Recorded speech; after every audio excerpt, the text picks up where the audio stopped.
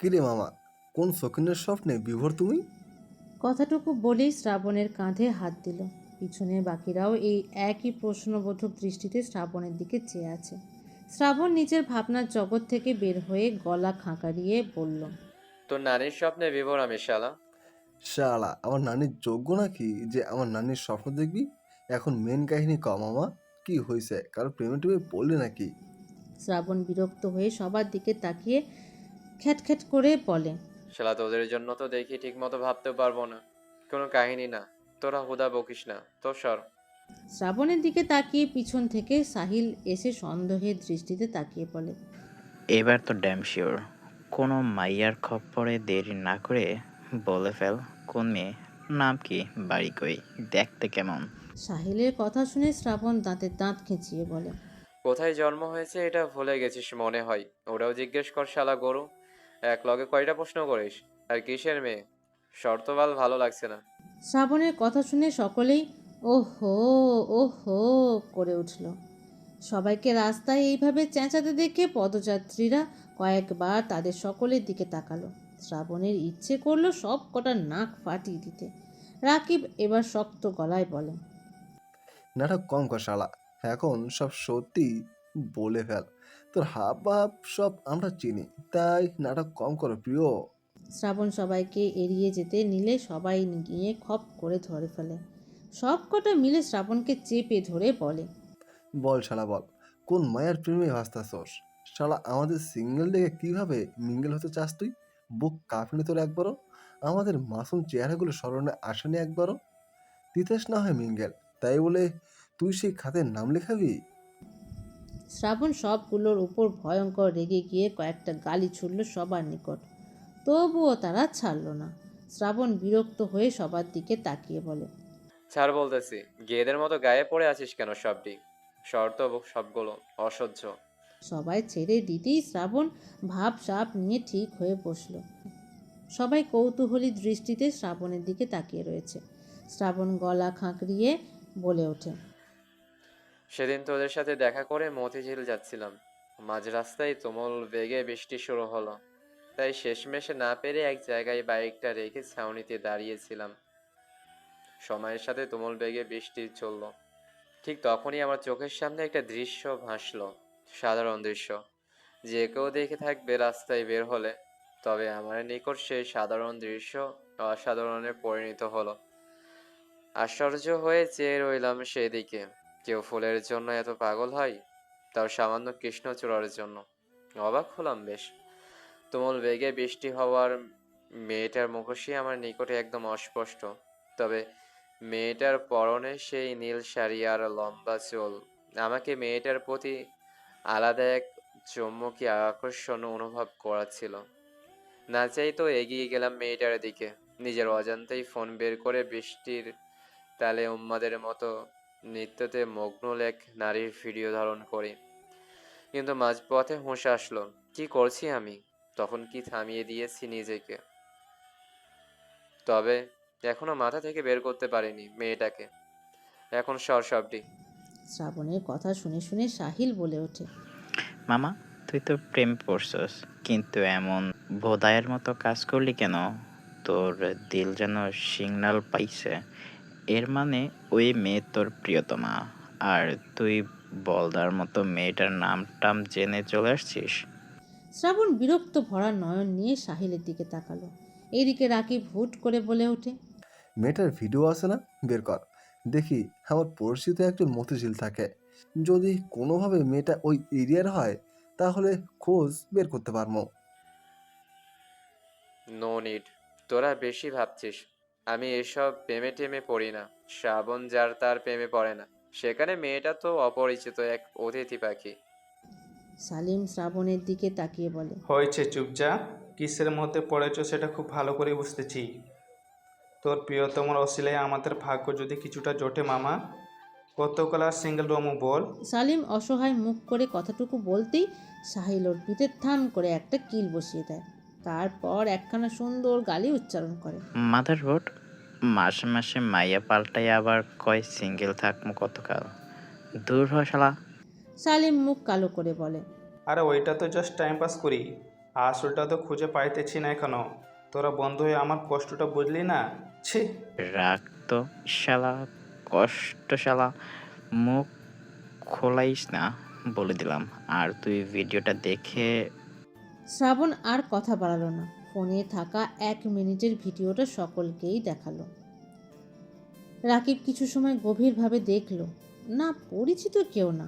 রাকিব শ্রাবণের দিকে তাকিয়ে বলে, মেয়েটার চাষ কিনা বল, তাহলে খোঁজ লাগামো, না হলে হুদাই খোঁজ করে লাভ কি বল। শ্রাবণ বিরক্ত হয়ে বলে, তো আমি কখন বললাম আমার মেয়েটাকে চাই? তোরাই তো ওভার রিয়েক্ট করছিস। সত্যি চাস না? হ্যাঁ তো, আবার কি? শ্রাবণ শিকদার যার তার প্রেমে পড়ে না। দিবাকরের দাহনময় দৃষ্টিপাতে আজ ধরণী যেন তপ্ত নিঃশ্বাসে দগ্ধমান। আকাশে নীলাভ গাম্ভীর্য ভেদ করে সূর্য তার প্রখর অগ্নিতেজ বিস্তার করেছে চারিদিকে নির্দয়ভাবে।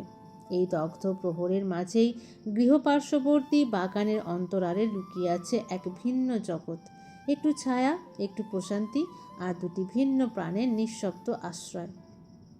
বাগানের মাঝখানে এক পুরনো আম গাছের ছায়াতলে বসে আছে তূর্ণা।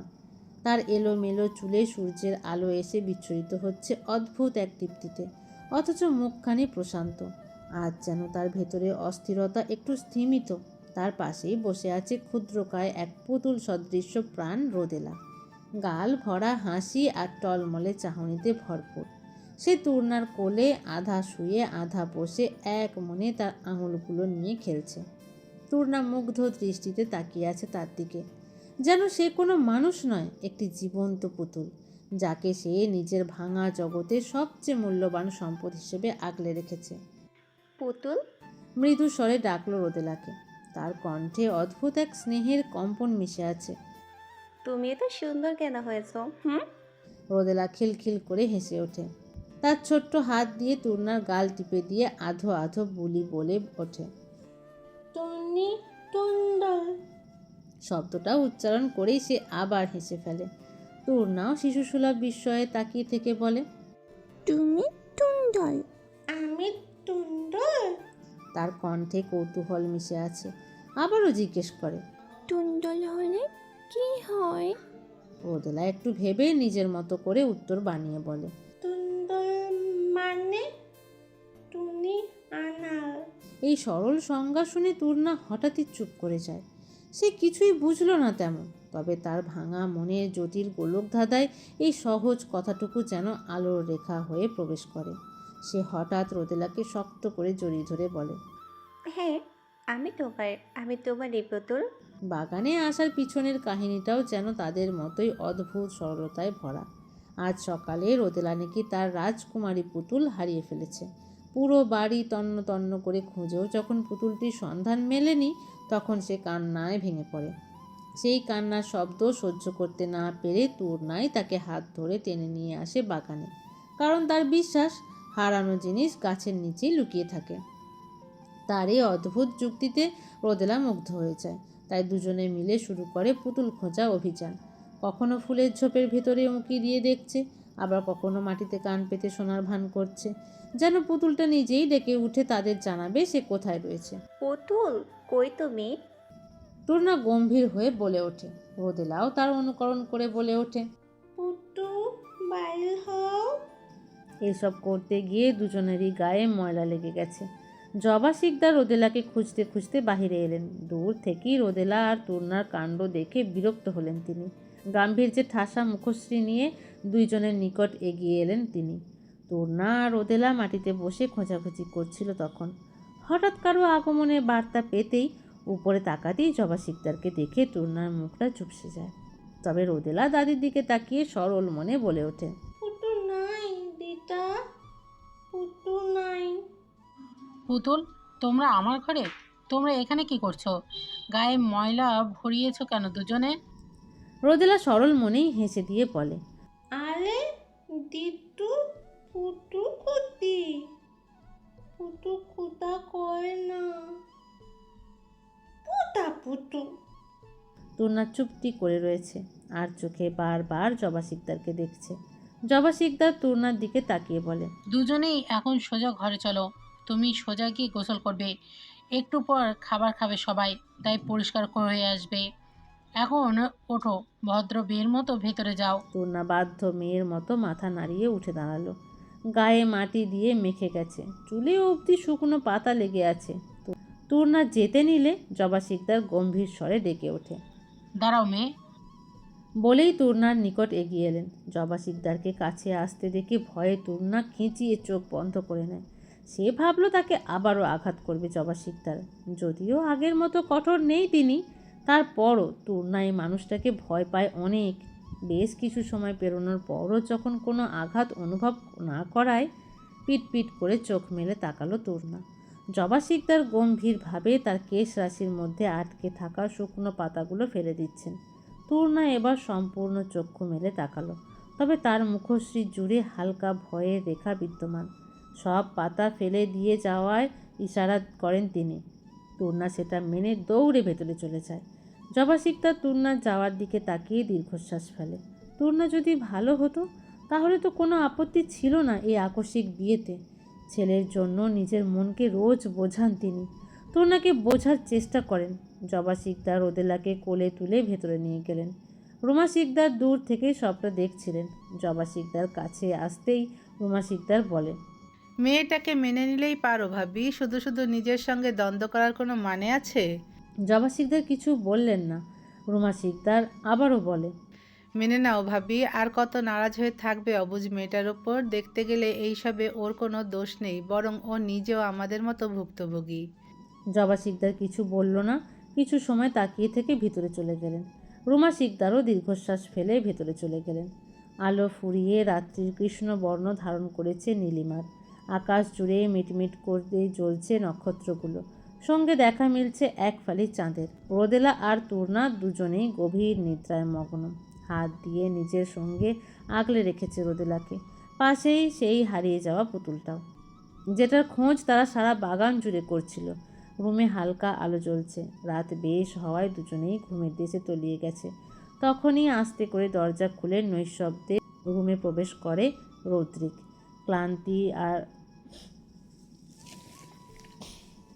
ক্লান্তি তার সারা মুখশ্রীতে জ্বলজ্বল করছে। তারপরও দিন শেষে যখন মেয়েটার মুখখানা দেখে, তখন না চাইতেই সকল ক্লান্তি দূর হয়ে যায়। শরীরের ক্লান্তির চেয়ে মনের ক্লান্তি বড্ড পীড়াদায়ক।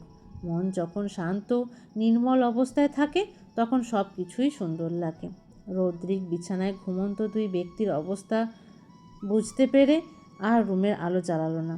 হাতের মধ্যে থাকা ছোট্ট গোল্ডের ব্যাগটা নিয়ে নিঃশব্দে এগিয়ে গেল বিছানার দিকে।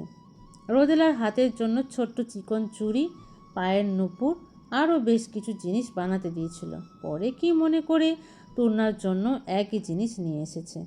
রৌদ্রিক ব্যাগ থেকে 2 জোড়া স্বর্ণের নুপুর বের করলো। রোদেলার ছোট্ট আদুরে মাখা পায়ে আস্তে করে চুমু এঁকে দিল রৌদ্রিক। এতেই যেন মনের মধ্যে থাকা ক্লান্তি ভাবটা কমে গেল। নিজ হাতে অতি সাবধানে রোদেলার পায়ে নুপুর জোড়া পরিয়ে দিল। মসৃণ ফর্সার ছোট্ট পায়ে স্বর্ণের নুপুর জোড়া জ্বলজ্বল করছে। বড্ড আদুরে লাগছে রোদেলার পা জোড়া। রৌদ্রিকের ওষ্ঠকোণে হালকা হাসির রেখা ফুটে উঠল। পরপর অতি সাবধানে নিজের আনা হাতের চুড়িগুলোও পরিয়ে দিল। সব কিছু পরানোর পর রোদেলাকে আরও আদুরে লাগছে। রৌদ্রিকের চোখ গেল ঘুমন্ত তূর্ণার দিকে। এলোমেলোভাবে ঘুমিয়ে আছে মেয়েটা। কি ভেবে ব্যাগে থাকা নুপুর নিয়ে অতি সাবধানে তূর্ণার পায়েও পরিয়ে দিল। বেশ মানিয়েছে জিনিসগুলো। একইভাবে হাতেও পরিয়ে দিল। মেয়েটাকে বিয়ের পর থেকে একটা কিছু কিনে দিতে পারেনি। তূর্ণা আর রোদেলাকে এই সামান্য অলংকারে অপরূপ সুন্দর লাগছে। কি ভেবে নিজের ফোন বের করে ফটাফট কয়েকটা ছবি নিজের ফোনে বন্দি করে নিল। একসঙ্গে লেপ্টে আছে তারা, যেন কত বছরের সম্পর্ক এদের। রৌদ্রিক ভাবেনি তূর্ণা রোদেলাকে এতটা আপন করে নেবে এত অল্প সময়ে। আর রোদেলাও খুব বেশি মিশে গেছে তূর্ণার সঙ্গে। নিশীথের কালো আবরণ সরিয়ে প্রভাত আজ ধীরে ধীরে উন্মোচন করেছে তার স্বর্ণাভ অধিকার। নির্মল আকাশের বুকে মৃদু রৌদ্রের কোমল স্পর্শ ছড়িয়ে পড়তেই প্রকৃতি জেগে উঠেছে নতুন এক সজীবতার আহ্বানে। দূর আকাশে অলস ভেসে বেড়ানো মেঘপুঞ্জও যেন নীরব দর্শক। প্রভাতের এই পবিত্র জাগরণকে নীরব অবলোকন করছে। পাখিদের কণ্ঠে ফুটে উঠেছে অনাবিল সুরের মৃদু ঝঙ্কার, যা নিস্তব্ধ সকালের বুক চিরে ছড়িয়ে দিচ্ছে এক অদৃশ্য সঙ্গীত। বারান্দা পেরিয়ে আসা মৃদু আলো এসে চোখে লাগতেই ধীরে ধীরে নড়েচড়ে উঠল তূর্ণা। অলস চোখ দুটো আধ খোলা রেখেই সে কিছুক্ষণ নিস্তব্ধ হয়ে শুয়ে রইল, যেন ঘুম আর জাগরণের মাঝামাঝি কোনো অচেনা জগতে আটকে আছে সে। এখানে এসে আরামটা তার সঙ্গী হয়েছে বেশি। আগের মতো কেউ দেরি করে ওঠার জন্য মারে না, বরং তার সুবিধা মতো সব কিছু হয় এখানে। এই বাড়িটা তূর্ণার নিকট একটা স্বপ্নপুরী। হঠাৎই তার দৃষ্টি আটকে গেল নিজের হাতের দিকে।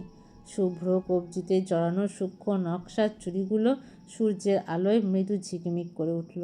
তূর্ণার সম্পূর্ণ চোখ মিলে ভ্রু কুঁচকে তাকিয়ে রইল। শিশুসুলভ বিস্ময়ে ভরে উঠল তার চোখ। ফিসফিস করে বলে উঠল সে।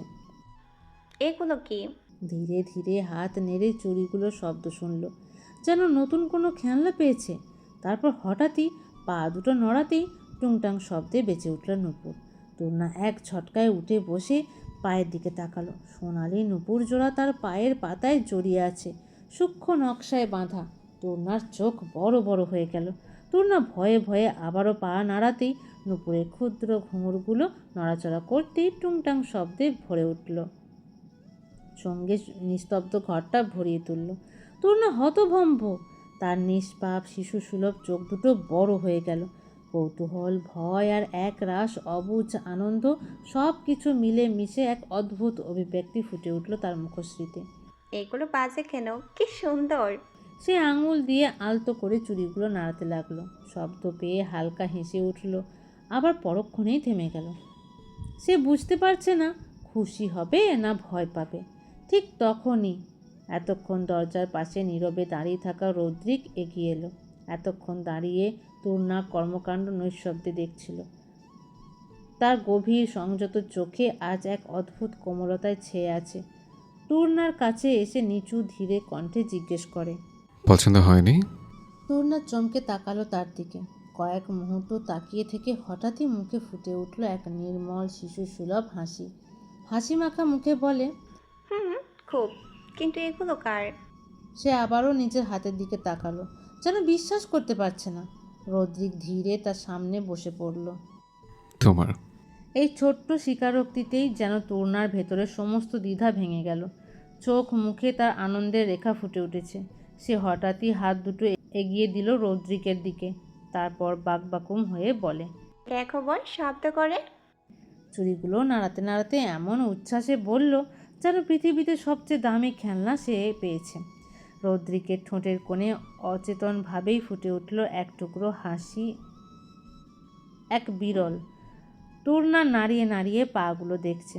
সূর্যের আলোয় তূর্ণার ফর্সা পায়ে জলজল করছে নূপুর জোড়া। তূর্ণা সেদিকেই মন বেশি। বারবার পা নাড়িয়ে শব্দ করছে আর হেসে উঠছে। রদ্রিক শান্ত চোখে দেখল পুরোটা। তূর্ণা খুব অল্পতেই খুশি হয়ে যায়। ঠিক তখনই ছোট্ট পায়ের টুপটাপ শব্দে ঘর ভরে উঠল। আরও একজোড়া নূপুরের ঘুঙুর বেজে চলছে। তূর্ণা অবাক হয়ে তাকালো সেদিকে। রোদেলা টলমল পায়ে এগিয়ে আসছে এই দিকেই। রোদেলা দৌড়ে এসে রদ্রিকের হাঁটুর পাশে থামল। তার গোল গাল মুখে কৌতূহলের ছাপ। তূর্ণার পায়ে নূপুরের শব্দ শুনে সে অবাক হয়ে তাকিয়ে রইল। অবাক হয়েই বলে ওঠে, টুনটুন। বলেই বিছানার পাশে উঠতে চেষ্টা করলো ছোট্ট রোদেলা। মা, মা। আধো আধো স্বরে তূর্ণাকে ডেকে ওঠে রোদেলা। তূর্ণা দৃষ্টি সঙ্গে সঙ্গে নরম হয়ে গেল। সে তাড়াতাড়ি রোদেলাকে কোলে তুলে নিল, যেন পৃথিবীতে সবচেয়ে প্রিয় জিনিসটা বুকে আগলে নিল। রোদেলা তূর্ণার কোলে বসতেই সে তার হাত এগিয়ে দিয়ে তার ছোট্ট ছোট্ট হাত জোড়া দেখিয়ে বলে, টুনটুন বাড়তে বাড়তে মা। রোদেলারটা দেখে তূর্ণা নিজের হাতের দিকে তাকালো। দুজনের হাতেই একই রকম চুড়ি, তবে তূর্ণার সংখ্যাটা বেশি।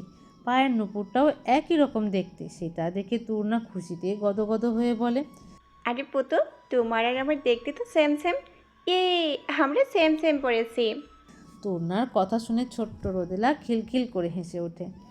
তারপর রোদেলা তূর্ণার হাতে থাকা চুড়িগুলো ধরে টান দিল। তারপর নুপুরের শব্দে মুগ্ধ হয়ে খিলখিল করে হেসে উঠল।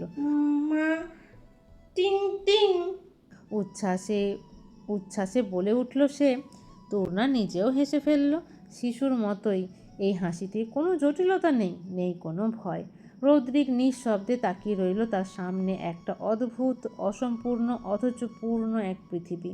রৌদ্রিক দুজনের দিকে তাকিয়ে বলে ওঠে, হয়েছে, এখন দুজন উঠে পড়ো, অনেক হয়েছে। আর তুমি ফ্রেশ হয়ে আসো, আমি বিকেলে নিতে আসবো। তূর্ণা রৌদ্রিকের দিকে তাকিয়ে কৌতূহলী হয়ে জিজ্ঞেস করল, কোথায় যাব আমরা বল?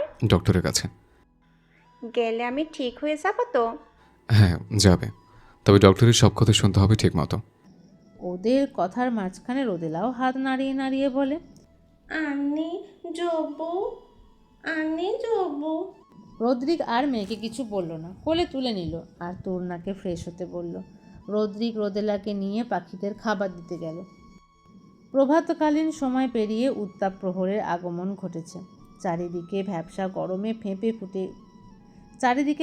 গরমে ফেঁপে উঠেছে সব কিছু। গাছের পাতা অবধি নড়ছে না ঠিক মতো। সেলিমা খাতুন ঘরের কাজ করছিলেন। টুন্নার যাওয়ার পর সারা বাড়ি একাই তাকে পরিষ্কার করতে হয়, যার জন্য কাজের চাপ বেড়েছে। সারা দিন খাটুনি করতেই চলে যায়। আগে শুধু রান্নার দিকটা সামলাতেন তিনি, বাকিটা তূর্ণাকে দিয়ে করিয়ে নিতেন। কিন্তু এখন তূর্ণাও নেই যে করে নেবেন তিনি। তূর্ণাকে নিয়ম করে মেপে মেপে খাবার দিতেন তিনি। ভালো তরকারি রান্না হলেও সেটা খাওয়ার ভাগ্য তূর্ণার ছিল না। মাংস রান্না করলে 1 পিস দিতেন, মাঝে মাঝে সেটাও দিতেন না। সকাল থেকে একা হাতে খেটে যাচ্ছেন সেলিমা খাতুন, যার জন্য মেজাজ তার তুঙ্গে উঠে আছে।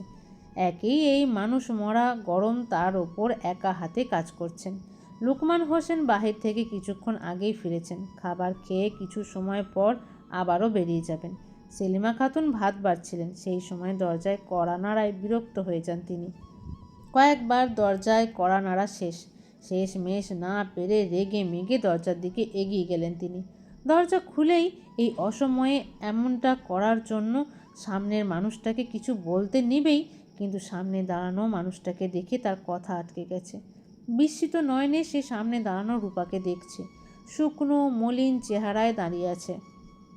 সেলিমা খাতুনকে দেখা মাত্র চট করে আঁকড়ে ধরল শক্ত করে। জড়িয়ে ধরেই ফুঁপিয়ে কেঁদে উঠল রূপা। এতক্ষণ ধরে আটকে থাকা অশ্রুবিন্দুগুলো মুক্তার ন্যায় ঝরঝর করে ঝরছে। হয়তো আপন কারো আলিঙ্গনের প্রয়োজন ছিল নিজের মধ্যে থাকা চাপা কষ্টগুলোকে বের করার জন্য। সেলিমা খাতুন প্রায় 1 মাস পর রূপাকে দেখছেন, তাই তিনি এখনও বিস্ময়ের মধ্যে আটকে রয়েছেন। রূপার কথায় তার হুঁশ ফেরে। তড়িঘড়ি করে রূপাকে আগলে নিয়ে বিচলিত হয়ে জিজ্ঞেস করে, কি রূপা, কি হয়েছে তোর?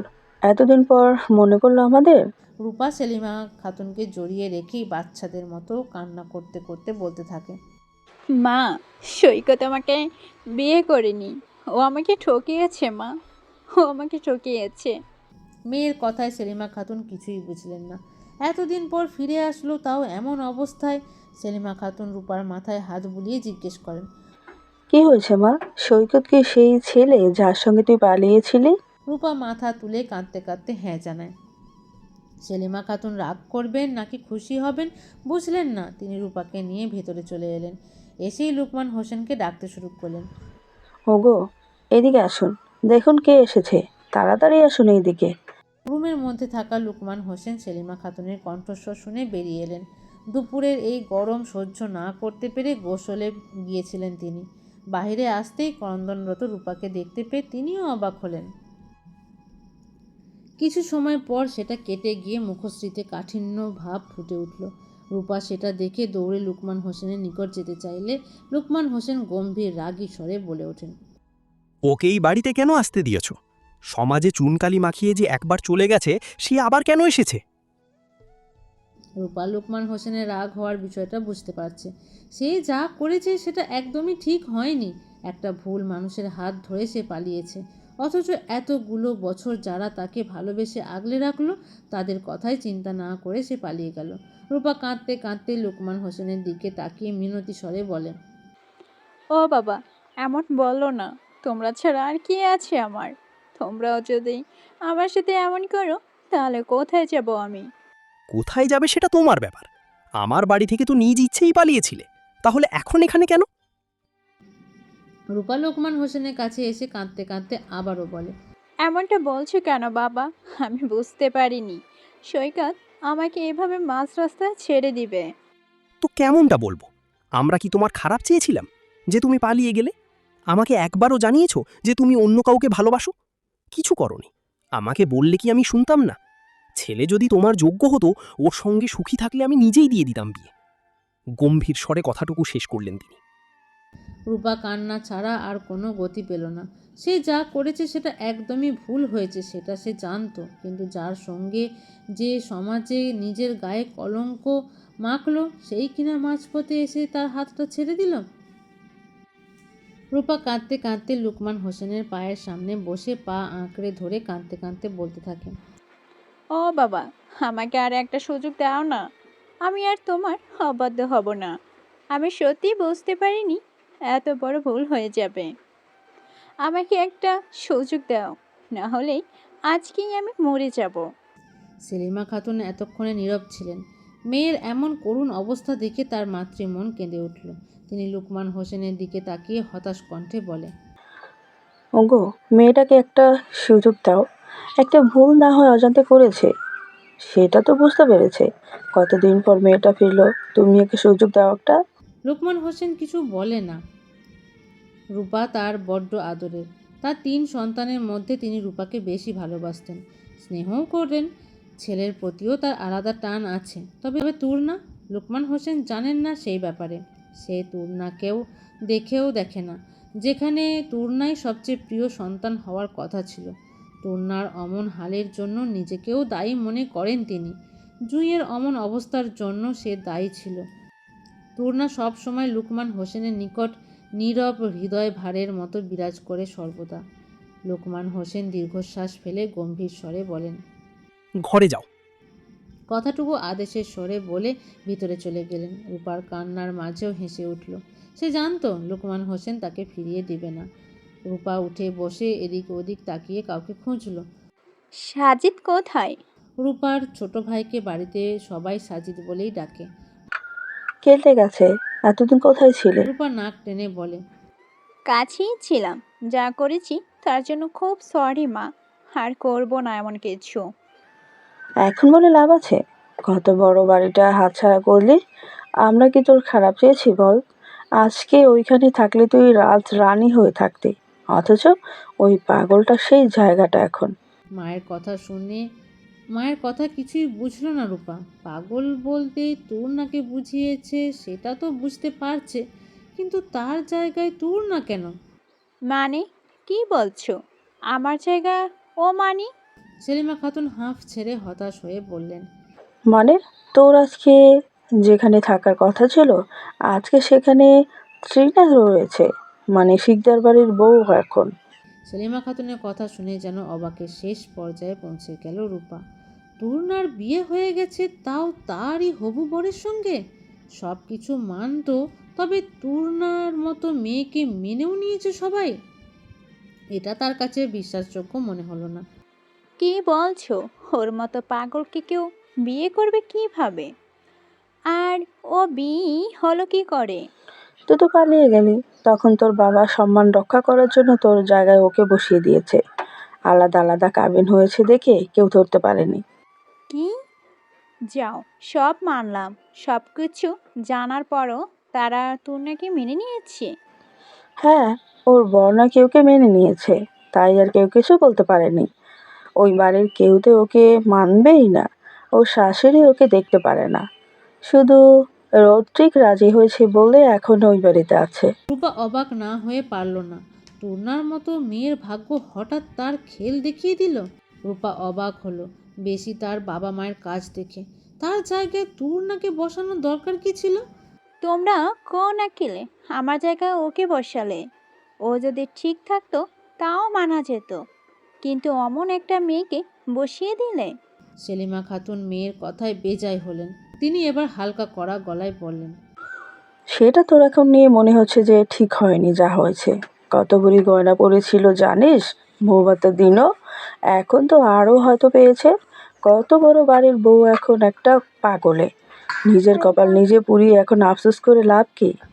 রূপা আর কিছু বলল না, কিছু বলার মতো নেই তার, সে তো নিজের দোষেই সব হারিয়েছে। তাই বলে সে এটা মানতে পারছে না যে তার জায়গায় তূর্ণা রয়েছে। সেই সব তো তার হওয়ার কথা ছিল। তূর্ণার মতো বোধহীন মানুষের সঙ্গে কেউ সংসার করবে কিভাবে? ক্যাফের এক সাইডে বসে আছে ইরা, সামনেই ইয়া বড় বই খোলা। এখানে এসেছে প্রায় 30 মিনিটেরও বেশি। যার জন্য অপেক্ষা করছে তারই আসার নাম নেই। তূর্ণা বিরক্ত হয়ে বই বন্ধ করলো। ইরা বিরক্ত হয়ে বই বন্ধ করলো। এর মধ্যেই তার অর্ডার দেওয়া কফি এসে পৌঁছালো। ওয়েটার টেবিলে কফি রেখে চলে গেছে। ইরা বিরক্ত হয়ে ফোন বের করে কাউকে ফোন দিল। কিছু সময় পর ক্যাফেতে একজন ফোন কাটতে কাটতে প্রবেশ করলো। ইরা সেদিকে রাগী চোখে তাকালো। রূপা তাড়াতাড়ি তার কাছে এসে বসলো। সরি রে, রাস্তায় আটকে পড়েছিলাম, তাই দেরি হলো। ইরা নাকের পাটা ফুলিয়ে ফুঁসতে ফুঁসতে বলে, জানি তোর কিসের জন্য দেরি হয়েছে, আর একটু হলে চলে যেতাম। আরে রাগ করিস কেন বেবি, ক্লাস করছি তো। ইরা কফিতে চুমুক দিতে দিতে বলে, না করিনি এখনো, সৈকতের খবর পেলাম, শালা নাকি বিয়ে করেছে কালকে। সৈকতের কথা উঠতেই রূপার মনটা খারাপ হয়ে যায়। ইরা সেটা দেখে মুখ ভেঙচি কেটে বলে, মুখের নকশা ঠিক ঝিমড়ি, আগেই না করেছিলাম তোরে বারবার। কিন্তু না, তোর তো বাড়াবাড়ি না করলে পেটের ভাত হজম হয় না, এবার বোঝ ঠেলা। আমি কি জানতাম ও শেষ অবধি এমনটা করবে, কিন্তু ওকে আমি সত্যিই ভালোবাসতাম। রাখ তোর ভালোবাসা, এখন ভাব ওরে শিক্ষা দিবি কিভাবে সেইটা ভাব।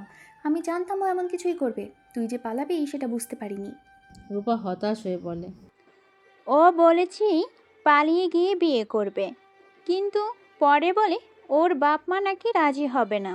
আরও কর প্রেম, শালারে দেখতেই বাটপার বাটপার লাগতো। যেটার সঙ্গে বিয়ে তোর ঠিক হয়েছে সেটা কত বড় সার্জেন জানিস, বলত কোথাকার। হ্যাঁ আগে কটা বিয়ে হয়েছে, তবে ব্যাটার বয়সও বোঝা যায় না, দেখতেও সেই, আর সেই একটা মানুষ হাতছাড়া করলি তুই। রূপা যেন আবারও হতাশ হলো। নিজের করা বোকামিগুলোর হাড়ে হাড়ে টের পাচ্ছে এখন নিয়ে। এখন টের পেয়ে লাভ নেই, যা হওয়ার হয়ে গেছে, চাইলেও কিছু করা সম্ভব নয়। ইরার মাথায় কিছু আসতেই বলে ওঠে, এই শোন, তুই এখন ওই ছেলের সঙ্গে যোগাযোগ করে দেখ, হয়তো কথা এগোতেও পারে। রূপা হতাশ হয়ে বলে, সম্ভব নয়, ওনার বিয়ে হয়ে গেছে ওই দিনই। কি? কিন্তু কিভাবে? তুই না পালিয়েছিলি, তাহলে কার সাথে? আমার বাড়ি পাগলের সাথে। আমি পালানোর পর বাবা ওকে বসিয়ে দিয়েছিল, আর উনি ওই পাগল তূর্ণাকে মেনে নিয়েছেন। উফ রূপা, ও তো তোর বোন তাই না? মা এক না হোক বাবা তো এক, মেয়েটাকে এভাবে বলিস কেন তুই? যাক, শুনে ভালো লাগলো লোকটা তূর্ণাকে অবহেলা করেনি। তুই খুশি হচ্ছিস সেটা নিয়ে? তো হব না, তূর্ণারও তো একটা সুন্দর জীবন পাওয়ার অধিকার আছে। তুই তো ওই ছেলেকে প্রত্যাখ্যান করে চলে গিয়েছিস, তাহলে এখানে ওর দোষ কোথায়? রূপা কিছু বলল না, কারণ দোষটা তারই। সে যদি এত বড় বোকামি না করতো তাহলে আজকে তূর্ণার জায়গায় সে থাকতো। ইরা আর রূপা কলেজ থেকেই বন্ধু, একই ভার্সিটিতে দুজন পড়েছে। ইরার দাদু অসুস্থ থাকায় রূপার বিয়েতে সে থাকতে পারেনি, তবে রূপার সব কিছুই তার জানা। রাত্রির গাঢ়তম স্তব্ধতার অন্তঃসলীলা ভেদ করে ধীরে ধীরে উন্মোচিত হয়ে নতুন প্রভাতের সূত্রপাত ঘটেছে। সকাল সকাল নিজের রুমের বারান্দায় বসে আছে রৌদ্রিক, বুকের উপর ঘুমন্ত রোদেলা লেপ্টে আছে। দিনটা বেশ মেঘলা হওয়ায় আবারও ঘুমিয়ে পড়েছে রোদেলা রৌদ্রিকের কোলেই। রৌদ্রিকের মুখশ্রীতে কোনো আবেগের ছাপ নেই, অথচ চোখের গভীরে জমাট বেঁধে আছে অজস্র অপ্রকাশিত অনুভূতির স্তূপ। হাতে বিশাল মোটা একটা বই, সেটাই মনোযোগ দিয়ে পড়তে ব্যস্ত সে। তূর্ণা নিচে রুমা শিকদারের সঙ্গে রয়েছে। তখনই সেখানে কাজের মেয়ে কুসুম আসে সিদ্ধ ডিম নিয়ে।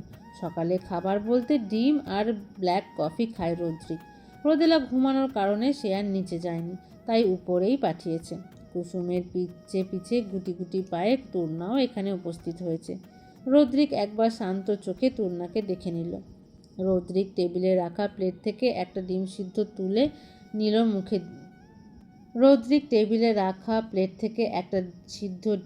নিল মুখে। কুসুম রেখে চলে গেছে, তার কাজ আছে নিচে। এদিকে হঠাৎ পাশ থেকে এক বিস্ময় বিস্ফোরিত কণ্ঠ ভেসে এলো। আল্লাহ, বড় আপনি এটা কি করলেন? সাপের ডিম খেয়ে নিলেন? এখন তো আপনিও সাপ হয়ে যাবেন। গুটিসুটি মেরে থাকা মেয়েটার চোখ দুটো অস্বাভাবিকভাবে বড় হয়ে উঠেছে। ভয় আর কৌতূহলের মিশিয়ে তার মুখায়ব যেন শিশুসুলভ এক রহস্যময়তা ভর করে গেছে। রদ্রিক প্রথমে থামল তূর্ণার কথায়, কয়েক মুহূর্ত স্থির দৃষ্টিতে তাকিয়ে রইল তূর্ণার দিকে। তার চোখে বিরক্তি নেই, বিস্ময়ও নেই, শুধু এক অদ্ভুত সংযত নীরবতা, যেন সে ভাসছে এই অযৌক্তিক কথার প্রতিক্রিয়া কী হওয়া উচিত। তারপর অত্যন্ত স্বাভাবিক স্বরে বলল, হোয়াট? সাপের ডিম মানে? কে বলছে এসব? তূর্ণা রদ্রিকের দিকে তাকিয়ে বড় বড় চোখ করে বলে, হ্যাঁ, কালকে টিভিতে দেখলাম সাদা সাদা ডিম, সেগুলো সাপের ডিম। আর সাপের ডিম খেলে তো সাপ হয়ে যাবেন, যেমন মুরগির ডিম খেলে মুরগি হয়ে যায়। রদ্রিকের ঠোঁটের কোণে অতি সূক্ষ্ম প্রায় অদৃশ্য এক রেখা খেলে গেল হাসির, নাকি নিছক প্রতিক্রিয়ার ছায়া তা বোঝা দুষ্কর। রদ্রিক ভ্রু কুঁচকিয়ে আবারও বলে, ও আচ্ছা, তাই নাকি? মুরগির ডিম খেলে মুরগি হয়ে যায়? Interesting, very interesting. তাই তো বলি, তুমি দিন দিন মুরগির মতো দেখতে হচ্ছে কেন? রদ্রিকের কথা শুনে তূর্ণা যেন আকাশ থেকে পড়ল। তারপরও ভয়ে ভয়ে রদ্রিকের দিকে তাকিয়ে বলে, কি? আমি মুরগি হয়ে যাচ্ছি? আল্লাহ, বোর আমাকে বাঁচান, আমি মুরগি হতে চাই না। মুরগি হলে সবাই আমাকে ধরে খেয়ে ফেলবে। তূর্ণার কথা শুনে রদ্রিক দুশ্চিন্তা মাখা মুখ করে গম্ভীর স্বরে বলে, তোমাকে আর বাঁচানো যাবে না। অলরেডি তোমার মুরগির মতো চুল গজাচ্ছে। খুব শীঘ্রই তুমি একটা মুরগিতে পরিণত হবে। রদ্রিকের কথা শুনে তূর্ণা এবার কান্না করে দেওয়ার উপক্রম। কালকেই টিভিতে দেখলো হাঁসের ডিমের মতো সাপের ডিম খাওয়াচ্ছে, আর সে জানে ডিম খেলে নাকি ধীরে ধীরে মুরগি হয়ে যায়। তাই তূর্ণার ডিম খেতে চায় না। তূর্ণা কাঁদো কাঁদো মুখ করে ভেজা গলায় বলে, না না, আমি মুরগি হব না। আর আমাকে বাঁচান। মুরগি হলে তো আমি আর তোমাদের দেখতে পারবো না, সবাই মিলে আমাকে রান্না করে খেয়ে ফেলবে। তূর্ণার কথা শুনে রদ্রিক আরও সিরিয়াস মুডে বলে, সরি তূর্ণা, আর উপায় নেই। তুমি কতগুলো মুরগির ডিম খেয়েছো বলো তো? তাই তো এত তাড়াতাড়ি মুরগি হয়ে যাচ্ছ। আমি তো একটা সাপের ডিম খেয়েছি, তাই সাপ হইনি এখনো। তূর্ণা এবার সত্যিই কেঁদে দিল। রদ্রিক সব সময় সত্য কথা বলে, মজাও করে না, তাই তূর্ণার কাছে সব সত্যি মনে হলো। সে কাঁদতে কাঁদতে বলে ওঠে, আমি তো মুরগির ডিম খাইনি বর, আমাকে বাঁচিয়ে দাও বর। আমি মুরগি হব না, আমাকে মুরগি হতে দিও না বর। বলতে বলতে তূর্ণার শ্বাস যেন আটকে গেল। সে আবারও নাক টানতে টানতে বলে, আপনার কি সাপের ডিম বর? রদ্রিক তূর্ণার ক্রন্দনরত মুখশ্রীর দিকে তাকিয়ে নির্বিকারভাবে উত্তর দিল। পাহাড়ি সাপের ডিম, খুব বিরল প্রজাতি। তূর্ণা কান্না করতে করতে আবারও বলে, আমি মুরগি হব না, আমাকে বাঁচাও বর, আমাকে মুরগি হতে দিও না বর। রদ্রিক না চাইতেও হেসে ফেলল, তবে সেটা শব্দহীন হাসি। হাসি থামিয়ে তূর্ণার দিকে তাকিয়ে বলে, আচ্ছা, কান্না থামাও। এই সময় বেশি কান্না করে চলবে না। একদম কান্না করবে না, না হলে ঠিক করাবো না কিন্তু। রদ্রিকের কথা শুনে তূর্ণা ঝটপট নিজের হাত দ্বারা চোখের পানি মুছে ফেলে, তবে বারবার গাল গড়িয়ে অশ্রু ঝরছে। তূর্ণার এমন অবস্থা দেখে রদ্রিক আর কিছু বলল না। সে আবার মজা শুরু করলো কবে?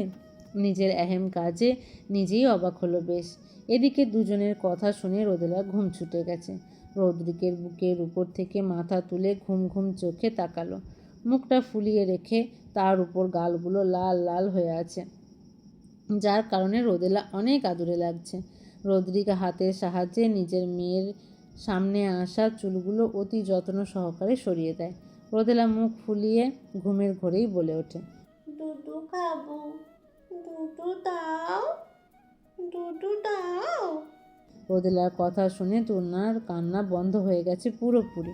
সে রোদেলা আদুরের মুখখানির দিকে তাকিয়ে নাক টেনে বলে, বর, তুমি এত সুন্দর কেন পুতুল? আমার কাছে আসো তো, তোমাকে দেখে এখন অনেক আদর পাচ্ছে আমার। রোদেলা মুখ ঘোরালো। সে যাবে না, তার এখন দুধ চাই। রোদেলা মুখ ঘোরালো। সে যাবে না, তার এখন দুধ চাই। রদ্রিক সামনে রাখা ফিডারের বোতলটা তুলে রোদেলার মুখের সামনে দেয়। সেটা দেখতেই রোদেলার মুখে পুরে নিয়ে চোখ বন্ধ করে নেয়। এদিকে রোদেলার না করায় তূর্ণার মনটা খারাপ হয়ে যায়। রোদেলা কোনোদিন এমনটা করে না তার সঙ্গে, তাই হঠাৎ রোদেলার এমনটা করায় তূর্ণার বেশ খারাপ লাগলো। অল্পতেই তার মনটা খারাপ হয়ে যায়। সেখানে তার মস্তিষ্কও আস্ত একটা বাচ্চা, তাই অন্য আর একটা বাচ্চার মনোভাব তার বোঝার ক্ষমতা নেই। রদ্রিক তূর্ণার বিষয়টা আন্দাজ করতে পেরে শান্ত গলায় বলে। ঘুমের ঘরে বলেছে নিতে পারে এখন। রদ্রিকের কথা শুনে তূর্ণার মুখ চকচক করে উঠল। রদ্রিক অন্য হাত দিয়ে তার পাশে একটা চেয়ার টেনে নিজের নিকটেই রাখলো। তারপর ইশারায় তূর্ণাকে সেখানটায় বসার আদেশ দিল। তূর্ণা কোনো কিছু না ভেবে ঝটপট বসে পড়ল। রদ্রিক আস্তে করে রোদেলাকে তূর্ণার দিকে দিল, তারপর তার হাতে থাকা ফিডার ধরিয়ে দেয়। তূর্ণা আলতো হাতে রোদেলাকে নিজের বুকের সঙ্গে আগলে নিয়ে গুনগুনিয়ে গান করতে করতে রোদেলাকে দুধ পানে সাহায্য করছে। রোদেলা তার কালো নেত্রমণি জোড়া মেলে তাকিয়ে আছে তূর্ণার দিকে। রোদেলার চোখ দুটো হেসে উঠছে বারবার, তাকে বড্ড খুশি দেখাচ্ছে। রদ্রিক শান্ত দৃষ্টিতে তাকিয়ে রয়েছে সেদিকে। না চাইতেও তার সামনের দৃশ্যটা তাকে সেখানটায় ডুবিয়ে নিয়ে যাচ্ছে অতল গহীরে। তূর্ণা আর রোদেলাকে দেখে মনে হচ্ছে এদের সম্পর্ক হয়তো জনম জনমের। কে বলে তূর্ণা অসুস্থ? মেয়েটা কি সুন্দর করে তার সন্তানকে নিজের কাছে আগলে রেখেছে। একজন মা যেমনটা তার সন্তানকে আগলে রাখে ঠিক সেভাবেই। অথচ রোদেলার সঙ্গে যার রক্তের সম্পর্ক, নারীর টান রয়েছে, সে কোনো দিন রোদেলাকে এতটা ভালোবেসে কাছে টেনে নেয়নি। রদ্রিক চোখ সরিয়ে নিল। কিছু সময় পর রোদেলা খাওয়া শেষ করে মুখ তুলে তূর্ণার দিকে তাকায়।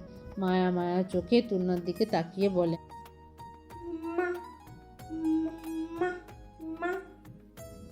মায়া মায়া চোখে তূর্ণার দিকে তাকিয়ে বলে। তূর্ণার খুশি হয়ে যায় মা ডাকটা শুনে। তার নেত্রজোড়া জলজল করে উঠল মুহূর্তে। রোদেলা এখন তাকে শুধুই মা বলে ডাকে। আগে তুনা মা বলতো, আর এখন মা। তূর্ণার জানা নেই এই ডাকে কি এমন আছে, কিন্তু সে বড্ড শান্তি পায় যখন রোদেলা এত মায়া মায়া করে মা ডাকে। তূর্ণা নিষ্পাপ মনে বলে, হ্যাঁ পুতুল, আমি তোমার মা আর তুমি আমার পুতুল। রোদেলা আপন মনে খিলখিল করে হেসে উঠল। তূর্ণার সমগ্র মুখশ্রীতে তার ছোট্ট নরম হাতখানি দিয়ে তূর্ণা সারা মুখে হাত বুলিয়ে দিল। রদ্রিক চোখ সরিয়ে নিল। কিছু সময় পর নীরবতা ভেঙে জিজ্ঞেস করে, মেডিসিন নিয়েছ নাকি এমনি ঘুরছো? হ্যাঁ নিয়েছি তো, রুমামা খাইয়ে দিয়েছে। জানেন কি তিতা ওইগুলো? আমি খাবো না ওইসব পচা জিনিস। নাক মুখ কুঁচকিয়ে বলে ওঠে তূর্ণা। তূর্ণার পূর্ণ চিকিৎসা শুরু হয়েছে। যতটুকু সম্ভব তূর্ণা ধীরে ধীরে রিকভার করবে সময়ের সঙ্গে। রদ্রিক গম্ভীর গলায় বলে, না খেলে তুমিও সুস্থ হবে না, আর তোমাকে সুস্থ হতে হবে। তুমি কি সুস্থ হতে চাও না? চাই তো, তাই তো এগুলো খাচ্ছি। আমি সুস্থ হলে স্কুলে যাব, আমারও এত এত বন্ধু হবে তখন, তাই না বল? রদ্রিককে শান্ত দৃষ্টিতে তূর্ণার দিকে তাকিয়ে বলে, সব হবে তোমার। খালি নিজের উপর বিশ্বাস রাখো, তাহলেই সফল হবে তুমি। আমিও সফল হব পাপা। হ্যাঁ, তোমাকে হতে হবে, কিন্তু সবসময় আমার চোরে বাচ্চা হয়ে থাকো, তাহলেই হবে। চওড়া রোদ পড়ে গিয়ে গোধূলির লগ্নের আবির্ভাব ঘটেছে নীলিমা জুড়ে। পক্ষীরাজরা দল বেঁধে নীরের পথে উড়াল দিয়েছে। ব্যস্ত নগরী তার মতোই ব্যস্তময় সময় পার করছে। রাস্তাঘাটে মানুষের চলাচল থেকে গাড়ির চলাচল লেগে রয়েছে। হসপিটালে নিজের কেবিনে বসে রয়েছে রদ্রিক। সামনেই স্বামীর বসে আছে। স্বামীর রদ্রিকের খুব কাছের ফ্রেন্ড। স্কুল লাইফ থেকেই বন্ধুত্ব তাদের।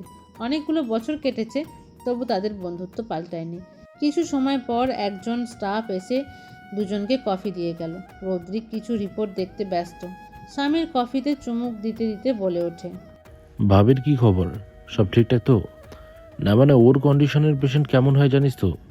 রদ্রিক গম্ভীরভাবে তাকিয়ে শান্ত গলায় উত্তর দেয়, ভালো। ওর মধ্যে কন্ডিশন গ্রো হয়নি, তার মধ্যে চঞ্চলতা নেই, যেটার থাকার দরকার ছিল। অন্যদের তুলনায় অনেকটা শান্ত প্রকৃতির ওর। ওকে কেন বেছে নিলি? ভালোবাসতে পারবি না বলে? রদ্রিক শান্ত দৃষ্টিতে তাকিয়ে রইল স্বামীরের দিকে। ভালোবাসা কোনো দৃশ্যমান সমীকরণ নয় যে এটা কারোর অবস্থা, প্রাপ্তি কিংবা অপূর্ণতার হিসেব কষে জন্ম নেয় না। এটা জন্ম নেয় নিঃশব্দ কোনো অন্তর্গহ্বরে, যেখানে যুক্তির শিকল ভেঙে অনুভূতিরা নিজেদের অস্তিত্ব ঘোষণা করে। মানুষের জীবনে প্রেম বহুবার আসে, তবে ভালোবাসা বলে কয়ে আসে না। ভালোবাসা মানে কারো ভাঙাচোরা বাস্তবতাকে জেনেও তার ভেতরের অনন্ত সম্ভাবনাকে আলিঙ্গন করা। কারণ ভালোবাসা কখনো কেমন আছো দেখে জন্মায় না। ভালোবাসা জন্মায় তুমি যেমন ঠিক তেমনভাবেই তোমাকে চাই, এই নির্মম সত্যে। ওকে ভালোবাসতে চাইলে আমি ওকে ওর সব অবস্থাকে ভালোবাসবো। আমার কাছে ভালোবাসার সংজ্ঞা মানে তাকে সব অবস্থায় নিজের মধ্যে জায়গা করে নেওয়া। তার মানে ভালোবাসিস ওকে? ভালোবাসে বলাটা ভুল হবে, তবে হৃদয়ে যদি চায় তাহলে বাসতেই পারে। হৃদয়ের উপর কারো মালিকানার বারণ শোনে না, তার মর্জি মতো চলে। দূর শালা, এত কোল্ড কেন তুই? একটু ভালোবাসা প্রকাশ করবি নাকি? জীবনে তোর প্রেম কাহিনী দেখার ইচ্ছে স্বপ্নই রয়ে গেল এর জন্য। বিরক্তি নিয়ে বলে ওঠে স্বামীর। রদ্রিক নিজের কাজে মন দিয়ে বলে, কফি খাওয়া হলে বের হয়ে যায় ভাই, কফি খাওয়া হলে বের হয়ে যা ভাই, মাথা খাস না আর। আরও একটা সার্জারি আছে। হ্যাঁ, তোমার ভালো কথা কইলে মাথা খারাপ হয় তোমার। এরই মধ্যে সেখানে একজন স্টাফ নক করে। রদ্রিক অনুমতি দিতেই ভেতরে প্রবেশ করে। স্যার, আপনার সঙ্গে একজন দেখা করতে চাচ্ছে। কে? চিনি না স্যার, বারবার আপনার কাছে আসতে চাচ্ছে, এখনও বাইরে দাঁড়িয়ে আছে। স্টাফটার কথা শেষ হতে কেবিনে দরজা ঠেলে প্রিয়তি প্রবেশ করলো। হঠাৎ এখানে প্রিয়তিকে দেখে স্বামীর অবাক হলো। রদ্রিক অবাক হলো নাকি জানা নেই, সেটা তার কঠোর মুখশ্রী দেখে বোঝা গেল না। প্রিয়তি রদ্রিকের দিকে তাকিয়ে জোরে বলে ওঠে, আমার কল ধরছো না কেন রুদ্র? কালকে থেকে কয়বার ফোন দিয়েছি তোমায় আমি। প্রিয়তির কথা শুনে রদ্রিক শান্ত কঠোর দৃষ্টিতে তাকিয়ে হিমশীতল কণ্ঠে বলে, কিপ ইউর ভয়েস ডাউন। এটা তোমার বাড়ি নয় যে যখন তখন পারমিশন ছাড়াও ঢুকে পড়বে। 100 বার করবো, তুমি আমার ফোন তুলছো না কেন? তোমার ফোন তোলার কারণ তো দেখছি না যে তুলবো। প্রিয়তি শক্ত গলায় বলে ওঠে, অবশ্যই তুলবে। তোমার কাছে যেহেতু আমার মেয়ে আছে, সেহেতু আমি মা হয়ে আমার মেয়ের সঙ্গে কথা বলার জন্য ফোন দিতেই পারি। প্রিয়তির কথা শুনে রদ্রিকের চোয়াল শক্ত হয়ে এলো। নিজের রাগটাকে দমিয়ে স্টাফকে বাহিরে চলে যেতে বলে। তারপর রক্তিম চোখে প্রিয়তির দিকে তাকিয়ে বলে, তোমার মেয়ে? How dare you! এই ওয়ার্ড ইউজ করে কীভাবে? রোদেলা আমার মেয়ে। Who the hell are you? রদ্রিকের কথা শুনে প্রিয়তি রাগে ফেঁপে উঠল। রাগে কিরমির করতে করতে বলে ওঠে, রুদ্র, ভুলে যেও না, সে আমারও মেয়ে, জন্ম দিয়েছি ওকে আমি। তোমার কোনো অধিকার নেই আমার মেয়েকে আমার থেকে দূরে সরানোর। ডিভোর্সের আগে দরদ কোথায় ছিল? আর মেয়ে মেয়ে করা বন্ধ করো। জন্ম তো কুত্তাও দেয়, তার বিবেকহীন হয়ে সন্তানকে আগলে রাখতে জানে। তুমি কি জানো? Tell me. তুমি কি জানো? Tell me. কুত্তার থেকে নিকৃষ্ট তুমি। তুমি আমাকে এভাবে অপমান করতে পারো না। I can. এখান থেকে বের হও। নেক্সট টাইম ফোন দিবে না আমায়, একদম। প্রিয়তি শক্ত গলায় বলে, আমি আমার মেয়েকে চাই, ওর সঙ্গে দেখা করবো আমি। এতক্ষণ স্বামী নীরব ছিল। কারো ব্যক্তিগত বিষয়ে কথা না বলাই ভালো, কিন্তু এবার চুপ থাকলো না।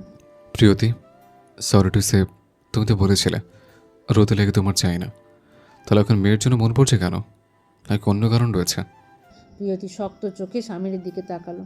কালকে থেকে প্রিয়তি রদ্রিকের সঙ্গে যোগাযোগ করতে চাইছে, কিন্তু রদ্রিক কিছুতেই তার ফোন কিংবা মেসেজ কিছুরই উত্তর দেয়নি। তাই বাধ্য হয়ে এখানে এসেছে। রুদ্র, আমি আমার মেয়ের সঙ্গে দেখা করব, যদি না করো তাহলে অন্য ব্যবস্থা করব আমি। প্রিয়তির এই কথায় রদ্রিকের ভেতরে বিন্দুমাত্র পরিবর্তন হলো না, বরং তার ফর্সা মুখশ্রী ধীরে ধীরে লালচে আভা ধারণ করলো।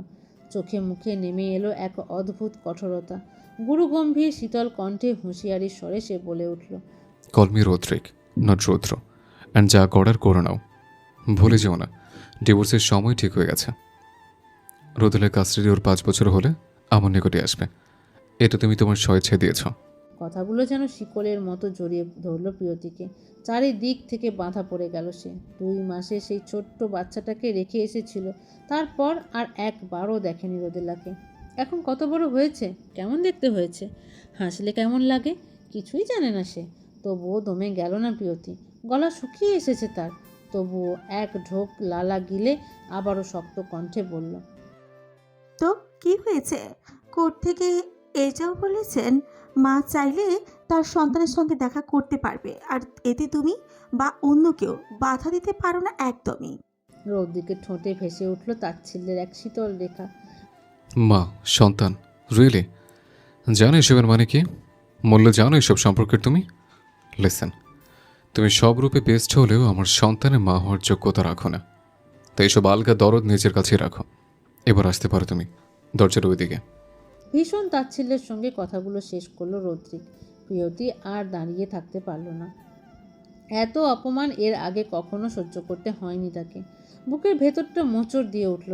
রৌদ্রিক কেমন মানুষ সেটা তার অজানা নয়, তবুও আজকের এই নিষ্ঠুর ব্যবহার সে কোনোভাবেই মেনে নিতে পারছে না। কই, আগে তো এমন ছিল না সে। তাদের সম্পর্ক শেষ হয়ে গেছে বহু বছর হলো, মুখোমুখি হওয়াটাও খুব কমই হয়েছে তাদের। তবুও তূর্ণার সঙ্গে রদ্রিককে দেখার পর থেকে না চাইতেও তার অন্তঃস্থলে জন্ম নিয়েছে এক অদ্ভুত ঈর্ষা, এক নিঃশব্দ জ্বালা পোড়া। রদ্রিকের মতো জীবনসঙ্গী এমন স্বপ্ন তো প্রায় সব মেয়েই দেখে। ছেলেটা সব দিক থেকেই নিখুঁত, তার ত্রুটিগুলোও তার ব্যক্তিত্বের কাছে ম্লান হয়ে যায়। প্রিয়তি চলে যেতেই স্বামীর তাকালো রদ্রিকের দিকে। এখনও রাগে লাল হয়ে আছে তার ফর্সা মুখশ্রী। প্রিয়তি আবার কবে থেকে রোদেলার জন্য এত দরদি হলো?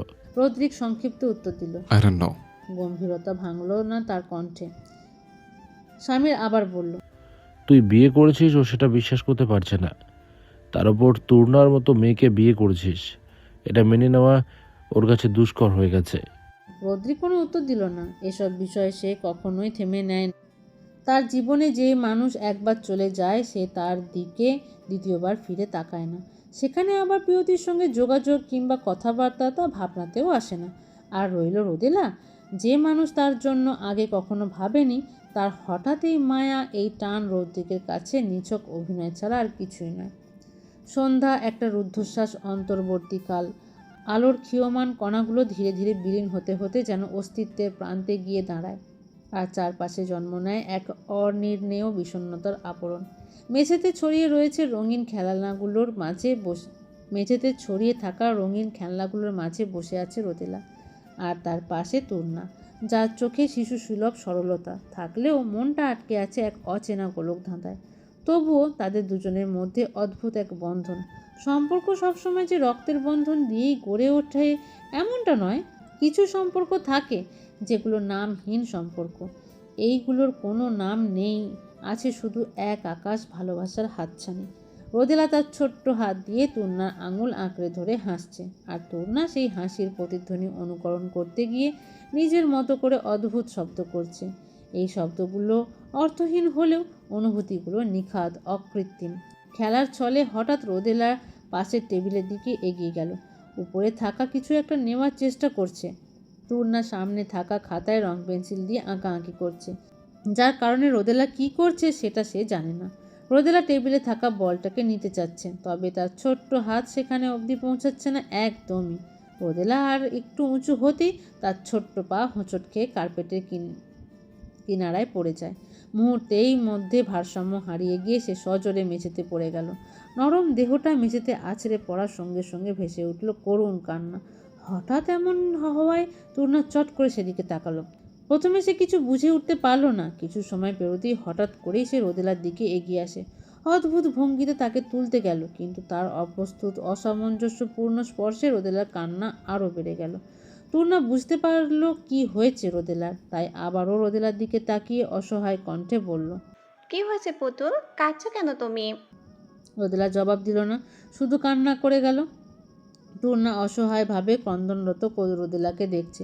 মুহূর্তের মধ্যেই ছোট্ট মুখখানি কেমন লালচে হয়ে গেছে কান্নার দাপটে। জবা শিকদার এই দিকেই আসছিলেন রোদেলাকে খাওয়ানোর জন্য। কান্নার শব্দ শুনে তড়িঘড়ি করে দরজার কাছে এসে দাঁড়াতেই জবা শিকদারের চোখের সামনে দৃশ্যটা পড়তেই তার দৃষ্টি কঠোর হয়ে উঠল। রোদেলা মেঝেতে কাঁদছে, আর তূর্ণা তার ওপর ঝুঁকে অগোছালো, অসংলগ্ন অবস্থায়। এক মুহূর্তও দেরি করল না, সে তাড়াতাড়ি এইদিকে এগিয়ে এসে রোদেলাকে নিজের কাছে টেনে নিল। তারপর ক্রোধের ভরা নয়নে তূর্ণার দিকে তাকিয়ে শক্ত গলায় জিজ্ঞেস করে, কি করেছো ওর সাথে? তূর্ণা চমকে উঠল। তার চোখে ভয় আর অজ্ঞতার মিশ্র প্রতিফলন। জবা শিকদারকে এমন রাখতে দেখে সে শুকনো ঢোক গিলে নিল। জবা শিকদার তূর্ণাকে চুপ থাকতে দেখে আরও রেগে গেল। সে এবার আরও শক্ত গলায় গর্জে উঠল, তুমি আবার কি করেছো বলো? ও ওখানে পড়ে আছে কেন? তূর্ণা কিছু বলতে চাইল, ঠোঁট কাঁপছে, কিন্তু শব্দ বের হচ্ছে না।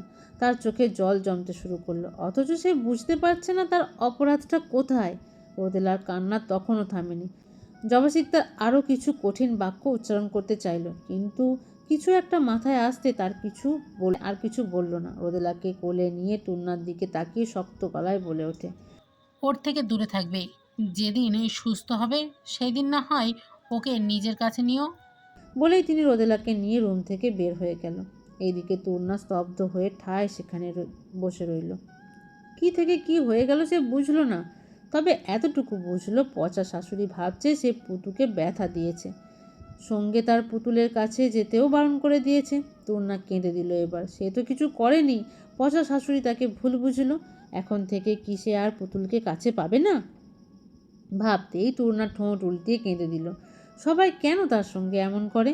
যাকে সে একটু ভালোবাসে তারাই তার থেকে দূরে চলে যায়। দরজার কপাটে ধাতব শব্দ তুলে ঘরে প্রবেশ করলো রৌদ্রিক। ক্লান্তি তার দেহভঙ্গিতে স্পষ্ট, কিন্তু চোখ দুটো তীক্ষ্ণ, যেন প্রতিটি অস্বাভাবিকতার আভাস সে মুহূর্তেই ধরতে পারে। ভেতরে পা রাখতেই জবা শিকদারের কণ্ঠে উৎকণ্ঠা আর ক্ষোভের মিশ্র বিস্ফোরণের সঙ্গে জানায় রোদেলা আঘাত পেয়েছে। কথাটা যেন বিদ্যুৎ চমকের মতো আঘাত করলো রৌদ্রিকের চেতনাকে। ঘুমন্ত মেয়েকে নিজের কাছে টেনে নিয়ে ভালো করে দেখলো। ব্যথা পাওয়া জায়গাটা অনেকটা ফুলে গেছে। রৌদ্রিক উপরে উপরে শান্ত থাকলেও ভিতরে তার মনটা আনচান আনচান করছে। কিভাবে হলো? জবা শিকদারের মুখ গম্ভীর, সব কিছু জানালো। তার মতে তূর্ণার জন্যেই নাকি এই দুর্ঘটনা ঘটেছে। সব কিছু শুনে এক মুহূর্তের জন্য প্রতিক্রিয়া দেখালো না রৌদ্রিক, কিছু বলল না।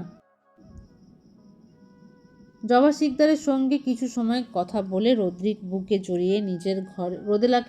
জড়িয়ে নিজের ঘরের দিকে পা বাড়ালো। সে কোনো দিন একপাক্ষিক কথা বিশ্বাস করে না। এমনটা নয় যে সে তার মাকে অবিশ্বাস করছে, কারণ মানুষটা সব সময় চোখে যা দেখে সেটা সত্য নাও হতে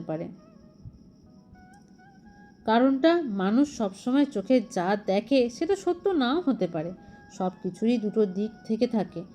আর তূর্ণাকে এই পর্যন্ত যতটুকু দেখেছে, তূর্ণা যে আঘাত করার মতো মেয়ে নয় সেটাও সে জানে।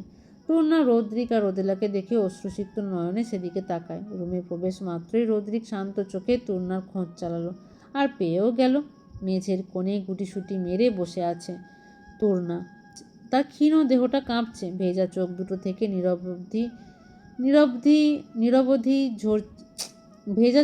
থেকে নিরবধি ঝরছে অশ্রু। ঠোঁট কাঁপছে অসংলগ্ন শব্দে।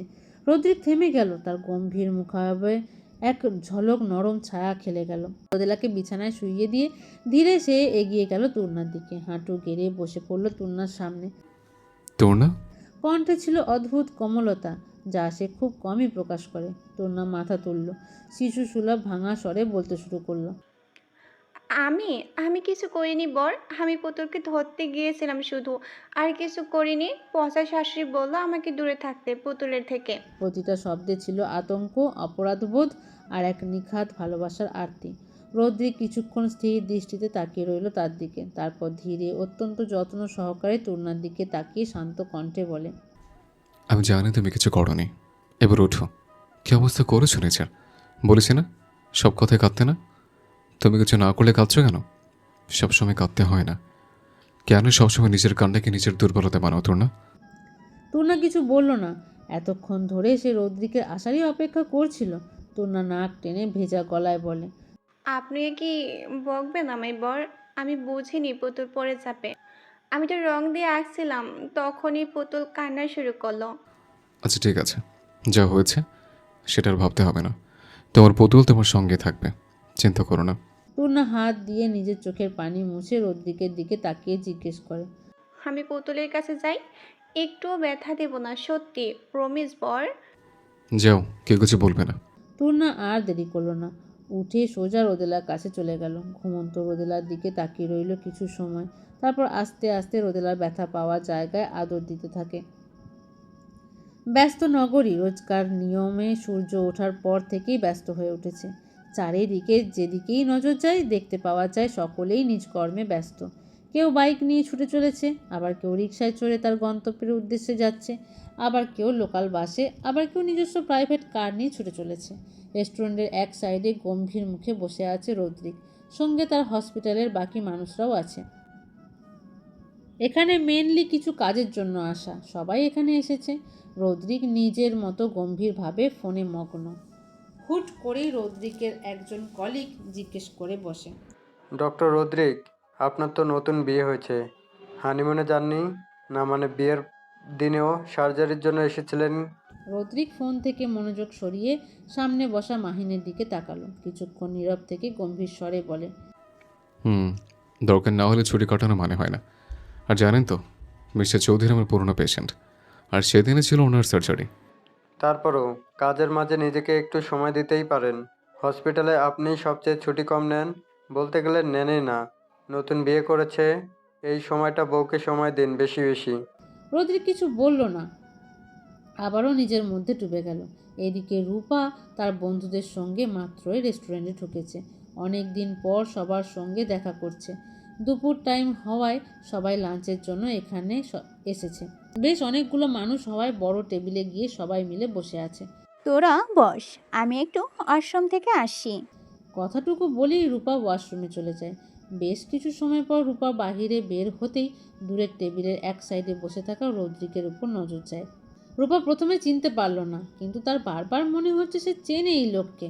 কিছু সময় পর্যবেক্ষণ করতেই রূপার মনে পড়ে এটা রদ্রিক। সামনাসামনি দেখা না করলেও ছবিতে রদ্রিককে সে দেখেছে। রূপা রদ্রিককে দেখে অবাকই হয়েছে। রদ্রিককে ছবিতে যতটুকু সুন্দর লাগে, দেখতে সামনাসামনি তার চেয়েও বেশি সুন্দর। রূপা রদ্রিকের সঙ্গে যোগাযোগ করতে চাচ্ছিল। রদ্রিকের সঙ্গে যোগাযোগ করার কোনো রাস্তাও তার কাছে ছিল না। রূপা নিজেকে আবারও একবার দেখে নিল। এটাই সুযোগ রদ্রিকের সঙ্গে কথা বলার। রূপার বুক দুরু দুরু কাঁপছে। কয়েকবার ভাবলো যাবে না, কারণ সেখানে আরও অনেক মানুষ আছে, কিন্তু এখন না কথা বললে পরে আর সুযোগ পাবে না। রূপা রদ্রিকের টেবিলের দিকে এগিয়ে যেতে নিলে পিছন থেকে মিম ডেকে ওঠে। কি রে, আবার কোথায় যাচ্ছিস তুই? তোরা অর্ডার দে, আমি একজনের সঙ্গে কথা বলে আসছি। বলেই সেদিকে চলে যায়। হুট করেই রদ্রিকের টেবিলের সামনে দাঁড়াতেই সকলের দৃষ্টি গেল রূপার দিকে, শুধু রদ্রিক ছাড়া। সে তার মতো ফোনে মগ্ন। সেখানে উপস্থিত সকলেই রূপার দিকে তাকিয়ে আছে। কেউ বুঝতে পারছে না রূপা কেন এসেছে। সবার এইভাবে তাকানো দেখে রূপা অনেকটা অস্বস্তিতে পড়ে যায়। তারপরও নিজেকে কোনো রকমে সামলিয়ে শুকনো ঢোক গিলে নিল। সেখানের মধ্যে একজন রূপার দিকে তাকিয়ে জিজ্ঞেস করে, আপনি কাউকে কি খুঁজছেন? রূপা ঢোক গিলে হালকা স্বরে বলে, ডক্টর, রুদ্রকের সঙ্গে কিছু কথা ছিল। এতক্ষণে রদ্রিক মাথা তুলে তাকালো, তাও নিজের নাম অপরিচিত কারো মুখে শুনে। রদ্রিকের ভুজুগল কোঁচকিয়ে এলো রূপাকে দেখে। চিনল না সে সামনে দাঁড়িয়ে থাকা রমণীটিকে। রূপা আবারও শুকনো ঢোক গিলে কোনো রকমে রদ্রিকের উদ্দেশ্যে বলে, আপনার সঙ্গে কিছু কথা আছে, প্লিজ কিছু সময়ের জন্য আসবেন, এখানেই এই পাশের টেবিলে। সবাই এবার একবার রদ্রিক আর একবার রূপার দিকে তাকাচ্ছে। সবার মাঝেই চাপা উত্তেজনা বিদ্যমান।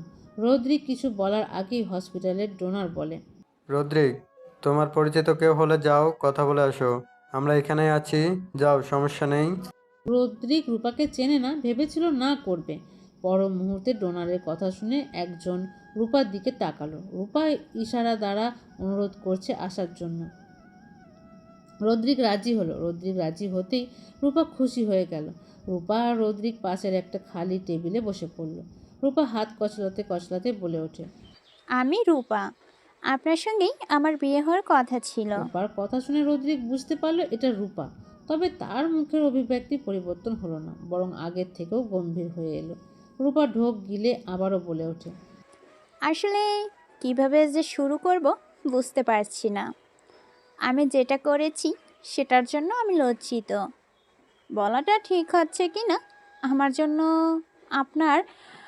আমার পাগল বোনকে বিয়ে করতে হলো। আমি সত্যি। রূপা তার বাক্যটা শেষ করতে পারল না, তার আগেই রদ্রিক তার গুরু গম্ভীর কণ্ঠস্বরে বলে ওঠে, mind your word Miss or Mrs. আপনার বোন হোক কিংবা না হোক, সেটা আমার জানার বিষয় না, but she is my wife, so তাকে রেসপেক্ট দিয়ে কথা বলুন। রূপা একটু হকচকিয়ে গেল রদ্রিকের এমন কথায়। ভেবেছিল লোকটা তার এমন কথায় হয়তো তার পক্ষেই নেবে, কিন্তু তার ধারণাকে ভুল প্রমাণ করে দিল রদ্রিক। আই অ্যাম সরি, আসলে আমি ওইভাবে বলতে চাইনি। আসলে আমার জন্য আপনার জীবনটা এমন হয়ে গেল, তার জন্য আমি খুবই লজ্জিত। আর আমার এমন করা উচিত হয়নি। আপনাকে এমন একজনের সঙ্গে বিয়ে দেওয়া হলো, বাবা এমনটা করবে আমি জানতাম না। রদ্রিক হয়তো বিরক্ত হলো, তারপরও ধৈর্য সহকারে সবটা শুনল। রূপা কিছু সময় থেমে বড় একটা নিঃশ্বাস টেনে নিল। সে এখন যা বলবে তার জন্য রদ্রিক কেমন প্রতিক্রিয়া করবে সেটা তার জানা নেই। তারপরও সাহস জুগিয়ে বলা শুরু করে, আপনার সঙ্গে যা হয়েছে সেটা একদমই ঠিক হয়নি, আর আমি যা করেছি সেটা একদমই ঠিক হয়নি। আসলে আমার তখন মাথা কাজ করছিল না, তাই কী থেকে কী করে বসেছি নিজেও জানি না। যদি আপনি আমার আর একটা সুযোগ দিতেন নতুন করে সব কিছু শুরু করার। রৌদ্রিকের এতক্ষণ নিজের মধ্যে থাকা বিরক্ত ভাবটা প্রকাশ করতে চাচ্ছিল না, কিন্তু রূপা শেষের কথাটুকু শুনে মুখশ্রী কঠোর হয়ে এলো। ভদ্রতা বজায় রেখে রাগ মিশ্রিত স্বরে বলে, লিসেন মিস্টার মিসেস, হে রৌদ্রিক তার জীবনে একবার ফেলে আসা জিনিসকে দ্বিতীয়বার করিয়ে নিজের কাছে ফিরে আনে না। আপনি হলেন সেই জিনিস। আপনার সঙ্গে আমার তেমন কোনো পরিচিত নেই। যদি ভাগ্যক্রমে আজ আপনি আমার স্ত্রী হতেন তখন বিষয়টা অন্যরকম হতো। আপনি এই মুহূর্তে আমার স্ত্রীকে নিয়ে কথা বলছেন, আর বিয়েটা যেভাবেই হোক আমি তাকে মেনে নিয়েছি, তাই তাকে ছাড়ার কোনো প্রশ্নই আসে না। যদি কোনোদিন চায় সে আমার সঙ্গে থাকতে চায় না, তখন সেটা আমাদের ব্যক্তিগত ব্যাপার। আর আপনি কিসের ভিত্তিতে সুযোগ চাচ্ছেন? আপনার সঙ্গে শুরু থেকে আমার কিছু ছিল না, তাহলে সেখানে সুযোগ দেওয়ার প্রশ্ন আসে কোত্থেকে? আর আপনি যেটা বলতে চাচ্ছেন সেটা সম্ভব নয়। আর আমি আমার ওয়াইফকে ছাড়বো নাকি ছাড়বো না সেটা আমার ব্যক্তিগত ব্যাপার। আমি তাকে তার সব অবস্থায় মেনে নিয়েছি। সে যদি এখন পঙ্গুও হয় তাহলেও সে আমারই থাকবে। যে জিনিস একবার আমার নামে নিলাম হয়ে যায় সেটা আমার অনুমতি ব্যতীত মুক্তি পায় না। আসছি, ভালো থাকবেন, আর দ্বিতীয়বার আমার সামনে আসার দুঃসাহস করবেন না। বলেই রৌদ্রিক সেখান থেকে উঠে চলে যায়। রূপা স্তব্ধ হয়ে বসে রইল। সে সত্যিই বিশ্বাস করতে পারছে না রৌদ্রিক টুর্নাকে মেনে নিয়েছে। নিজের প্রতি বড্ড রাগ হলো রূপার। এমন একটা মানুষকে ফেলে সে একটা ঠকবাজের হাত ধরে পালিয়েছিল। যদি সেদিন অমন ভুলটা না করতো তাহলে আজকে এই মানুষটা তার হতো। রৌদ্রিক যদি টুর্নার মতো মেয়েকে নিয়ে এতটা পজিটিভ হয় তাহলে তাকে তো আরও বেশি ভালোবাসতো। কিন্তু হারিয়ে ফেলার পর আফসোস করে লাভ কি? কথায় আছে, মানুষ হারিয়ে ফেললে সেটার মূল্য বুঝতে পারে। এজন্যই বলে, দাঁত থাকতে দাঁতের মূল্য দিতে হয়।